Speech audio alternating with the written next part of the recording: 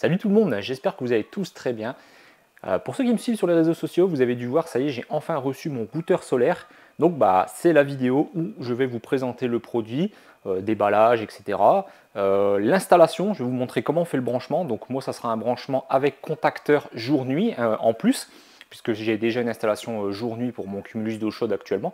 Donc je vais le conserver parce que bon, on ne sait jamais, hein, l'hiver, s'il n'y a vraiment pas assez de surplus solaire et que mon ballon n'a pas, je dirais, eu assez d'énergie pour se réchauffer, voilà, pour chauffer l'eau, eh bien, mon contacteur jour-nuit me sera indispensable. Donc du coup, je vous présente ça en vidéo. On va commencer dans une première partie par le déballage, regarder un petit peu le matériel, avec quoi c'est livré. Ensuite, je vais l'installer. Donc fixation murale, c'est pas très compliqué, hein, 3 trous, des vis, voilà, on en reviendra quand même juste après. Et puis je vous montrerai aussi les branchements et après on verra si ça fonctionne. En plus aujourd'hui il fait du soleil, donc on va vraiment voir si ça fonctionne parfaitement. Allez, c'est parti!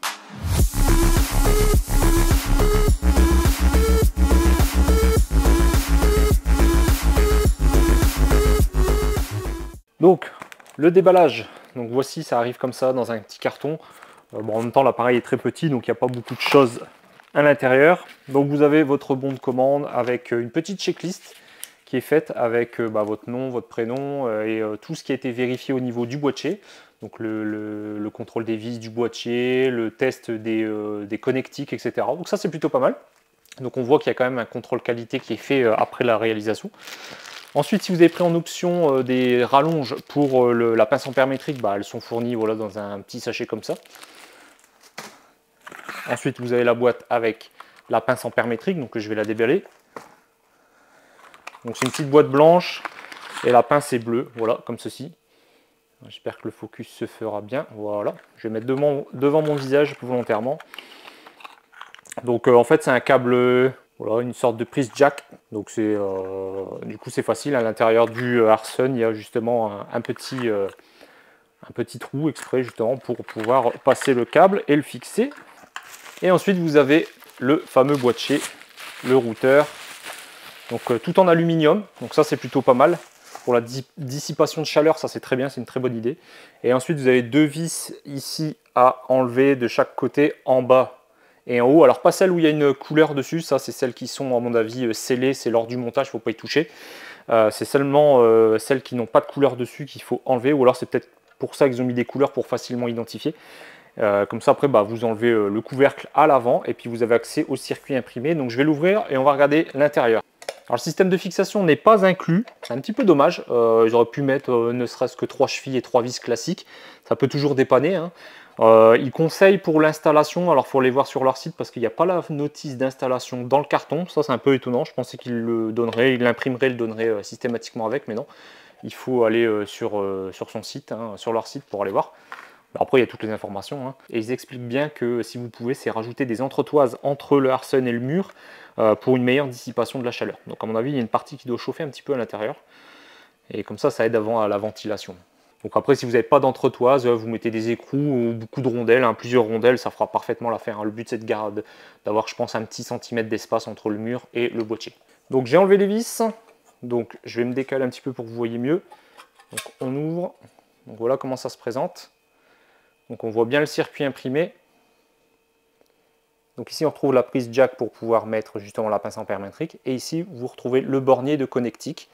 Hein, pour pouvoir brancher le disjoncteur, enfin l'alimentation qui va permettre d'alimenter le routeur, et à côté, justement, je pense directement le ballon d'eau chaude. Donc je fixe tout ça, je fais les branchements et je vous montre comment c'est fait. Alors ça y est, l'installation est terminée, je vous montre comment c'est branché, où est-ce que je l'ai mis, etc. Et je vous explique aussi au niveau des branchements comment ça fonctionne. Donc voilà, moi je l'ai mis ici, donc je l'ai laissé ouvert. Alors là, il n'est pas encore en fonctionnement puisque je n'ai pas réactivé le disjoncteur de 20 ampères hein, qui servait justement à protéger l'installation du chauffe-eau avant. Donc vous allez voir que le branchement est un petit peu différent, mais globalement, quand vous avez un contacteur jour-nuit comme celui-ci, hein, je dirais que c'est du classique, hein, automatique avec les heures creuses et les heures pleines, vous verrez qu'il n'y a pas grand chose à toucher. Déjà les fils pilotes, on n'y touche pas, donc ce qui est sur A1 et A2, on ne touche pas. En fait, il faut simplement enlever l'arrivée électrique de 220 en fait normalement qui était sous le 20 ampères. Et ce qui était en dessous, c'était le ballon d'eau chaude. Et le ballon d'eau chaude, lui, il se retrouve ici, neutre, enfin neutre et la phase. Et à côté, vous retrouverez encore une neutre et une phase. Ça, c'est le disjoncteur 20 ampères hein, qui va alimenter le Harsun. Et le Harsun, après, alimente le ballon d'eau chaude, ce qui est cohérent. Donc, je vais le mettre en route. Et après, je vous montre l'explication vraiment en détail du branchement. Donc, je relève. Donc, ça a clignoté rouge et bleu, d'un seul coup vert. Donc là, vert, ça veut dire que c'est opérationnel et qu'il n'y a pas de surplus solaire. Donc, du coup, il ne réinjectera pas le fonctionnement, il ne fonctionne pas. Ah, voilà, là, j'ai un petit peu de surplus solaire. Donc, ça se met en route, ça se met en bleu.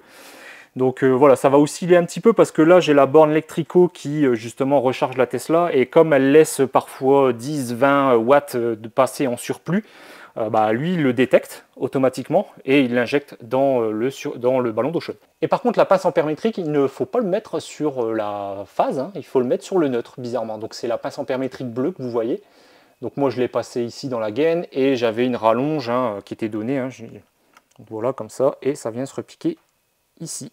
Voilà, c'est une petite prise jack, tout ce qu'il y a de plus classique. Donc maintenant qu'il est en route, je vais bien vous expliquer tout ce qui est branchement. On va aller un petit peu ici au niveau du tableau. Donc bon, c'est un peu je ne sais pas si vous allez bien tout comprendre, mais bon.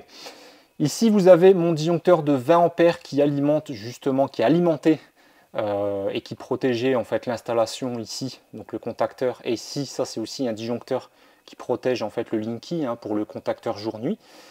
Donc ce qui s'est passé ici au niveau des changements, c'est que moi, j'avais l'alimentation, hein, ce qui sort du disjoncteur 20 ampères, ça allait sur le contacteur. Et du contacteur, on repartait au ballon d'eau chaude. Donc ici, le C2, on n'y touche pas, j'ai rien touché, c'est resté tel quel. Le contacteur ici, où il y a les bornes A1 et A2, c'est pareil, ce sont des bornes pilotes qui étaient déjà présentes. Donc c'est ce qui déclenche automatiquement en Air Cruiser Plane, j'ai pas touché non plus. Donc en fait, il n'y a que deux choses à enlever. Donc il faut enlever donc l'arrivée, la sortie pardon, du 20 ampères et qui est liée jusqu'en haut du contacteur, hein, ici, au-dessus de A1, derrière, il y a du phase et du neutre. En fait, il faut enlever ces deux fils-là, donc la phase et le neutre. Au-dessus, en fait, vous mettez le H1 qui va servir ici, hein, là, le rouge et le gris, qui va servir de fil pilote pour votre contacteur jour-nuit. Et de l'autre côté va en dessous. Donc le fil gris qui est à droite ici, voilà, celui-là, il va en dessous du contacteur. Donc en haut, c'est le H1, en bas, c'est le H2. D'accord? Donc ici, on va le voir, le petit fil gris qui est là, voilà, il va tout au fond. Et ensuite, en dessous du 20 ampères, vous redescendez. Donc moi, j'ai mis des Wago ici, vous voyez, tac, tac. Et vous alimentez votre Harsun. Et après du Harsun, donc la phase et le neutre ici, c'est votre ballon d'eau chaude. Puis éventuellement, après, forcément, vous mettez le tout à la terre sur votre bornier principal. Donc voilà, on ne peut pas faire plus simple. Le schéma, honnêtement, qui est donné avec est très bien fait. Franchement, moi je me suis basé uniquement sur son schéma qui est dispo sur internet. Vous pouvez le télécharger, il n'y a pas de problème. Vous allez sur son site Harsun, vous allez le trouver très facilement. Donc ça, c'est un modèle une voie. Il y a différents modèles, hein. Il y a des modèles 2 et 3 voies, si je ne dis pas de bêtises. Donc si vous voulez alimenter plusieurs ballons d'eau chaude ou différents appareils à résistance, par exemple, si vous avez assez de surplus solaire pour chauffer votre ballon d'eau chaude, mais que vous faites encore de l'injection parce que vous avez vraiment une grosse production, la deuxième voie va piloter et alimenter le reste de l'excédent vers un autre appareil. Bon, moi j'ai pris qu'une seule voie parce que c'est largement suffisant, mais voilà, sachez qu'il y a plusieurs modèles. Donc, vous voyez, c'est très simple. Je vais vous montrer aussi maintenant sur l'application, hein, quand c'est en route. Là, je vais couper le Harsun. Hop, je vais couper le disjoncteur, donc le 20, je ne me trompe pas, là. Donc il va se couper. Voilà, donc là, il n'y a injecté que très peu. On va regarder les chiffres quand je vais le mettre en route. On va regarder mon surplus solaire, parce que là, on est en plein après-midi, enfin, il est 5 heures.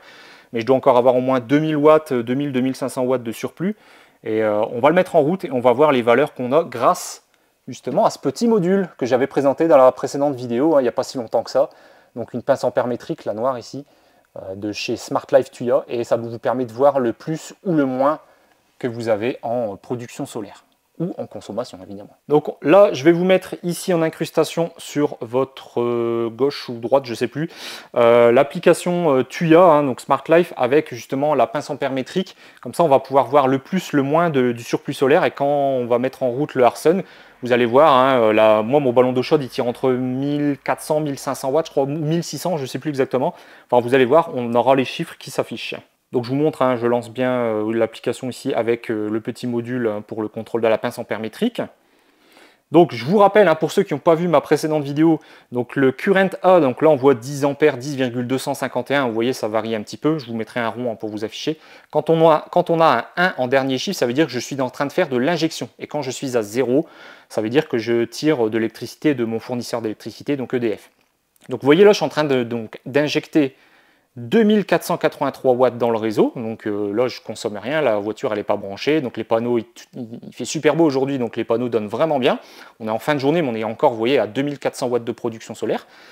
Et vous allez voir que en mettant en route le Harsun, forcément il va détecter, et ça va se mettre en route, et il va tirer le maximum que mon ballon d'eau chaude autorise. Donc mon ballon d'eau chaude il est réglé presque au maximum, il n'est pas au maximum mais presque, donc c'est un peu plus de 2000 watts. Mais comme je l'ai mis sur la position 4 sur 5, donc ça chauffe presque au max, donc c'est à peu près 1500-1600 watts. Donc je vais le mettre en route, donc là vous voyez je suis à 2560 watts d'injection. Donc c'est parti, j'allume le disjoncteur, hop, le Harsun se met en route, et direct LED bleu, donc là on est toujours à 2557, ah vous voyez, 900 watts. Donc si on calcule, on était à 2500, il reste 940 watts encore d'injection. Donc mon ballon d'eau chaude prend bien entre 1500 et 1600 watts. Donc vous voyez là il chauffe, c'est bleu, je peux vous montrer.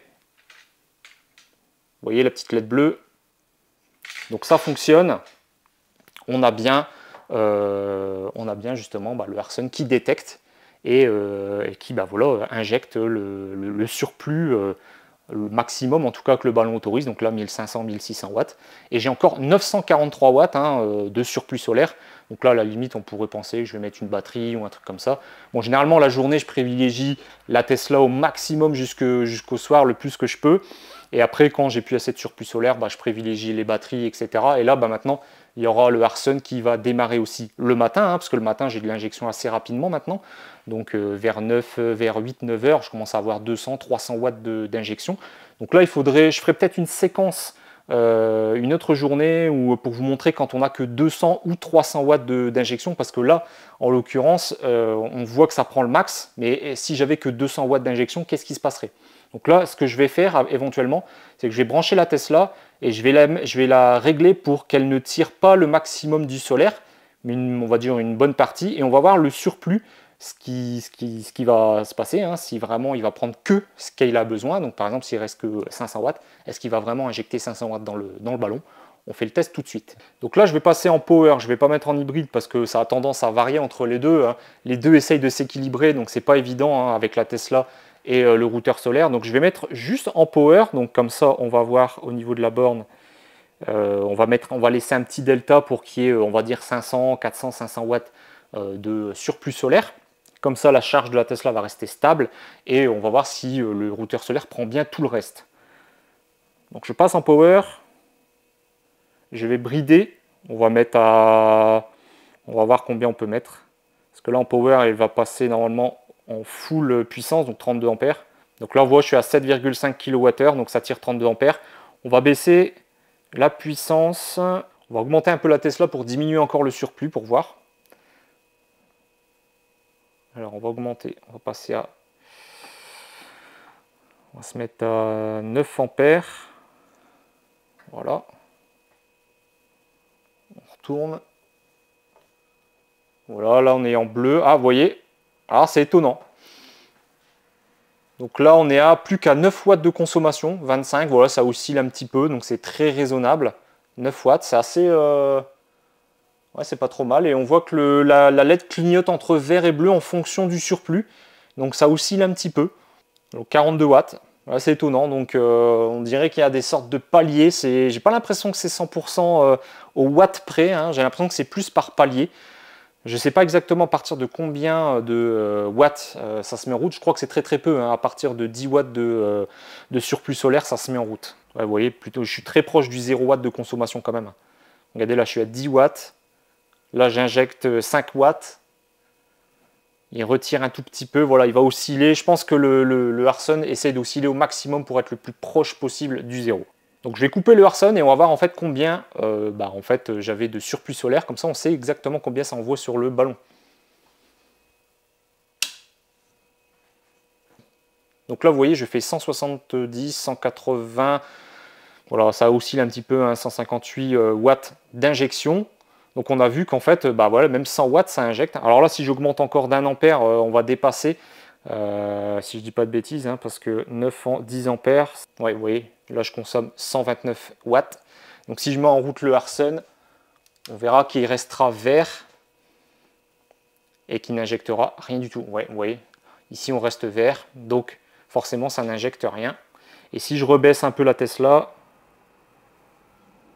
donc 8 ampères, hop,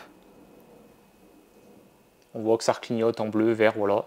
Et ça tire un petit peu sur le réseau, mais globalement ça injecte pas mal dans le ballon d'eau chaude. Et si je diminue encore la Tesla pour avoir le maximum, donc là je l'ai mis à 6 ampères, hein, au niveau de la borne électrico.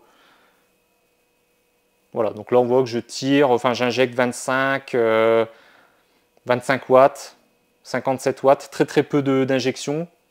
On est pas mal au niveau injection dans le ballon d'eau chaude par contre. Et si je le coupe, on va voir combien j'avais de surplus. Vous voyez, là j'ai injecté plus de 800 watts quasiment dans le ballon d'eau chaude. Je vais le remettre en route.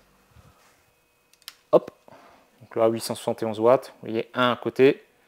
On va rebasculer peut-être à 0, on va peut-être rester à 1. Ouais, on reste à 1, donc c'est-à-dire que j'injecte légèrement encore 40, 41, 37 watts voilà, dans le réseau.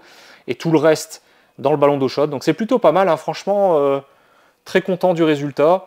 Après, il faudra voir sur des petites injections, hein, si on est proche des 50, 10, 50 watts, qu'est-ce qui se passe? Est-ce que ça tire quand même le peu que ça a besoin et ça injecte un peu plus et en tirant sur le réseau? Là, c'est ce qu'on a vu, hein, ça oscille quand même entre j'injecte, j'injecte pas, j'injecte, j'injecte pas. Ouais, comme je disais, hein, le Harsun essaye d'être le plus proche possible du 0 watt. On va grimper progressivement. On va remettre à 9 ampères. Je crois que c'était le maximum qu'on pouvait mettre au niveau de la Tesla.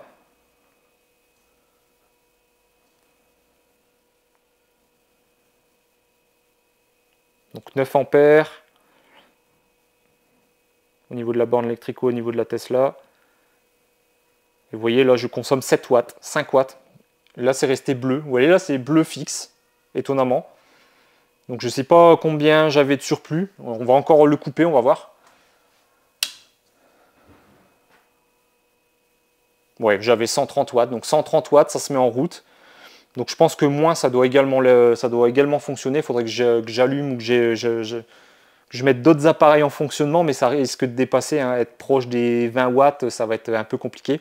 Alors, je viens de remettre en route, je vous refais une petite dernière séquence, là vous voyez je suis à 38 watts d'injection, le Harsun est coupé, donc je vais profiter, me dépêcher de mettre en route. Voilà, 38 watts, 25 watts, là il est vert, 40, ouais voilà, ah. Donc là il fait pas d'injection. Donc je pense qu'il lui faut une centaine de watts pour se mettre en route, j'ai l'impression. Ah si, il vient de passer vert. Bleu, pardon. Je viens de dire une bêtise. Regardez, il est bleu. Donc là, il tire un petit peu. Et si je recoupe, donc là, on a 15 watts. Je coupe, on a combien de surplus? Ah, on n'avait pas grand-chose. Hein.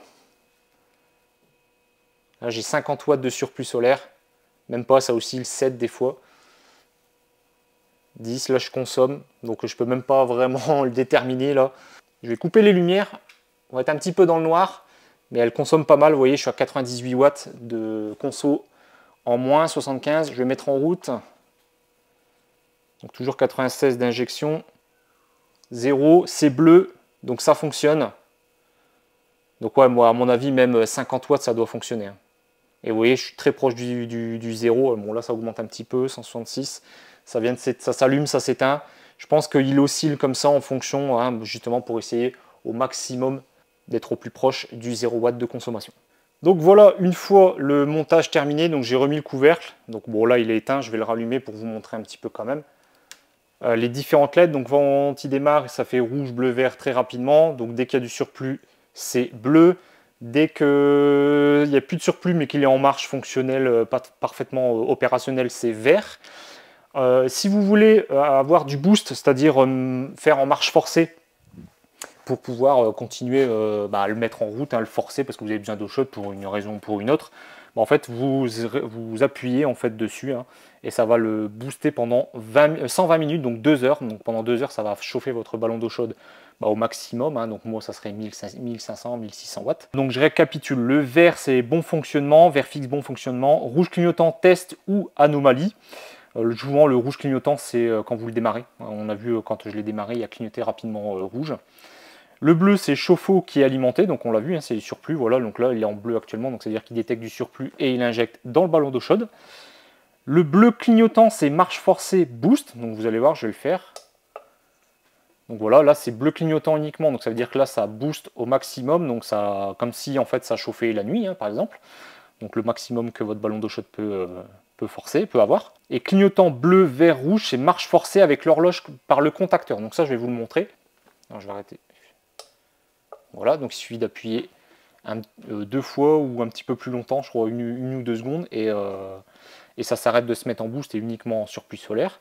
Et si j'active le contacteur jour-nuit en forcé, comme s'il était démarré par le Linky, vous allez voir que voilà, ça clignote dans les 3 couleurs, donc bleu, rouge, vert, etc. Et là, ça veut dire que c'est le contacteur qui a pris la main et qui, en fait, forcément, en gros, le met en marche forcée. Voilà, donc on arrive à la fin de cette vidéo. Donc vous voyez, hein, ça fonctionne parfaitement. Bon, avec la Tesla qui a tendance à varier avec le surplus solaire, surtout avec la borne Electrico, je ne vais pas dire que ça rentre en conflit, mais forcément, comme il y a des variations déjà avec la borne, puisqu'elle essaie toujours de varier pour être proche du zéro, dès qu'il y a un petit peu de, on va dire, d'injection, le Harsun se met tout de suite en route. Hein, j'ai pu voir après justement les séquences que j'ai pu vous montrer juste avant. Ça a tendance à justement, dès qu'il y a 10, je crois que c'est 10 ou 15 watts, ça se met tout de suite en route et ça essaie de prendre le pas. Donc bon, c'est pas toujours évident, mais après moi j'ai beaucoup de surplus solaire le matin aussi, hein, mais qui ne me permettent pas forcément d'être en full green, donc en full 100% solaire on va dire pour recharger la Tesla. Je suis autour des, voilà, ça monte progressivement. Le matin au début on est à 10 watts, puis après 100, 200, 300 watts d'injection. Donc généralement je mets mes batteries, mais mes batteries sont très rapides à recharger maintenant puisque je génère quand même beaucoup de surplus solaire. Donc l'avantage c'est que justement avec le Harsun, ce qui va se passer, c'est que c'est lui qui va prendre le pas le matin. Donc tout mon ballon d'eau chaude va certainement chauffer le matin avec le surplus d'énergie des panneaux photovoltaïques. Donc ça c'est top, c'est exactement ce que je voulais. Et quand le ballon d'eau chaude sera chaud, à mon avis ça se coupera. Et puis après l'après-midi, ça sera fin de matinée, début d'après-midi, ça sera la voiture électrique qui prendra le pas avec la borne Electrico. Hein. Souvent je dis la Tesla, mais bon, si vous avez une voiture électrique, c'est pareil, peu importe la marque. C'est vraiment la borne qui, elle, gère le surplus solaire dès qu'il y a plus de 1400-1500 watts de surplus et ça recharge justement votre voiture électrique en 100% solaire. Voilà, donc je suis plutôt content du produit hein, pour cette première utilisation, cette première installation. Donc là, on est le jour de l'installation, je vais voir un petit peu ce que ça donne. Donc là, on est, voilà, il est bientôt 18 h. On va commencer à descendre au niveau de la production solaire. Hein. Je vais être en dessous des 1400-1500 watts de réinjection. Donc du coup, la borne Electrico, elle va s'arrêter.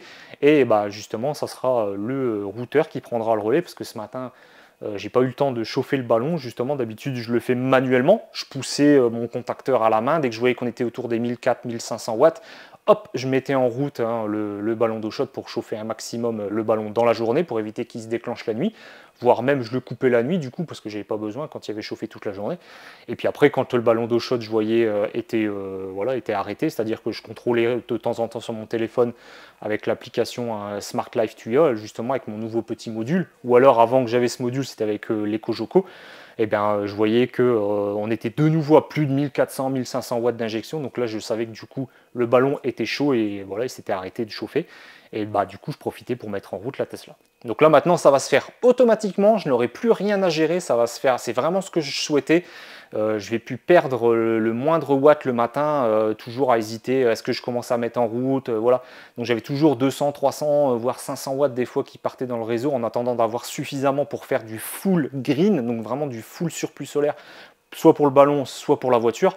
Là, je ne me poserai plus la question. Hein. Le matin, maintenant, ça va se faire tout seul. Dès qu'il va y avoir 10, 15, 20, 30 watts d'injection dans le réseau, ça ne sera plus perdu. Ça sera routé par justement le Harsun. Et c'est vraiment le top de ce côté. Je vous referai plus tard un petit compte rendu, une deuxième vidéo sur un retour d'expérience, plusieurs mois, enfin au moins plusieurs semaines on va dire, d'utilisation de ce Arson, voir si tout va bien, il n'y a pas de problème, est-ce qu'il ne se met pas en sécurité, il ne tombe pas en panne, est-ce que le surplus solaire est bien géré, c'est-à-dire est-ce qu'il prend bien uniquement ce qu'il a besoin et pas un peu plus sur le réseau, un peu comme par exemple la borne, à mon avis, si, il y aura forcément un équilibrage qui sera permanent, donc ça fera toujours du plus, du moins, du plus, du moins pour être proche du zéro, comme je disais en début de vidéo. Mais voilà, donc je vous ferai un retour d'expérience un petit peu plus tard. Voilà, en tout cas ici c'était vraiment pour vous présenter le produit, comment le brancher, surtout si vous avez un contacteur jour-nuit ou une horloge, parce qu'il y a des gens qui ont aussi une horloge numérique ou analogique qui se branche directement sur justement dans les tableaux électriques. Donc si c'est le cas, il y a aussi le schéma de branchement, c'est très facile, franchement vous ne pouvez pas vraiment vous tromper. Si vous suivez bien les étapes par étapes, que vous suivez bien les fils au niveau du schéma, normalement il n'y a pas de souci. Après, il faut savoir qu'il faut que votre installation de base soit clean, on va dire que les branchements soient bons. Moi, c'était pas moi qui l'avais fait, c'était avec on avait refait l'électricité avec mon beau-père à l'époque. Et bon, c'est lui qui avait fait vraiment tous les branchements, parce que moi j'étais totalement novice à l'époque. Et j'avais un doute sur les branchements, je m'étais dit j'espère que c'est comme sur le schéma, c'est-à-dire à mon installation actuelle avant d'avoir le Arson. Et effectivement, c'était pile exactement ce qui était décrit dans le schéma, le 20 ampères qui alimente le contacteur qui alimente lui le ballon d'eau chaude, et entre deux un disjoncteur 2 ampères qui protège le contacteur et en même temps le Linky, je crois que c'est à peu près ça, je suis plus sûr exactement, mais en tout cas voilà, il y a 3 éléments quand vous avez un contacteur jour-nuit, et enfin heure creuse heure pleine, je dis jour-nuit mais c'est vrai que je devrais dire heure creuse heure pleine. Et le schéma était nickel, c'était exactement ce que j'avais chez moi. Donc après, il suffisait de débrancher les fils et les mettre sur le Arson, en gros, en suivant le nouveau schéma qui est donné. Ce qu'il faut surtout faire attention, c'est H1, H2, donc les contacteurs heure creuse heure pleine. Donc normalement, votre contacteur heure creuse heure pleine qui est branché sur justement votre Linky, on va dire dans votre tableau général, il ne doit plus avoir de 220 qui arrive dessus. Normalement, il y a uniquement une phase qui va sur A2, et A1, ça va jusqu'au Linky normalement. Ça doit être ça à peu près le branchement. Donc surtout sur H1, H2 du routeur solaire, il n'y a pas de 220 qui doit arriver. C'est ce qu'on appelle un contact sec. C'est uniquement pour fermer ou autoriser en fait l'injection, enfin on va dire la mise en route du produit pour mettre en route votre ballon d'eau chaude pour qu'il se mette à chauffer. Voilà, en tout cas, si cette vidéo vous aura plu, n'hésitez pas à mettre le petit pouce en l'air comme d'habitude, me suivre sur les réseaux sociaux. Je mettrai le lien de ce routeur solaire dans la description. Donc c'est Arson, c'est pas très compliqué, même vous tapez sur Google. Je suis pas sponsor, c'est vrai que j'ai pas précisé en début de vidéo. Pas sponsor, je l'ai acheté de mes propres sous, de mon propre portefeuille. J'ai pas été contacté, je les ai pas contactés parce que je savais qu'ils étaient déjà surbookés. J'ai eu plusieurs semaines avant de le recevoir au moment où je l'ai commandé. Donc c'était même pas la peine d'essayer de demander un article pour essayer de le tester. Ça a déjà été testé en plus sur internet par d'autres personnes. Donc voilà, ça n'avait aucun intérêt. En vrai, c'était vraiment pour mon utilité à moi, puisque j'avais du surplus, il fallait que j'en fasse quelque chose. Malgré que j'ai déjà des batteries, une voiture électrique, etc. J'avais encore un peu de surplus qui part à droite à gauche le matin ou en fin de journée. Et il fallait bien le gérer d'une manière ou d'une autre. Donc je pense que le routeur solaire, c'est l'investissement le plus rentable, enfin le plus rapidement rentable. Ça coûte autour des 160... Ça commence à partir des 170-175 €. Et après, si vous pouvez rajouter des options, ou si vous prenez le modèle 3 voies, ça sera un peu plus cher. Et si vous voulez des rallonges pour justement la pince ampère-métrique, ça sera quelques euros en plus à chaque fois. Mais comptez moins de 200 €, je dirais même moins de 190 € pour avoir un routeur solaire comme ça. Ça fonctionne très bien. Et si vous avez une grosse surproduction solaire, ça sera très très vite rentabilisé. On se dit donc à très bientôt pour une prochaine vidéo. Allez, salut tout le monde.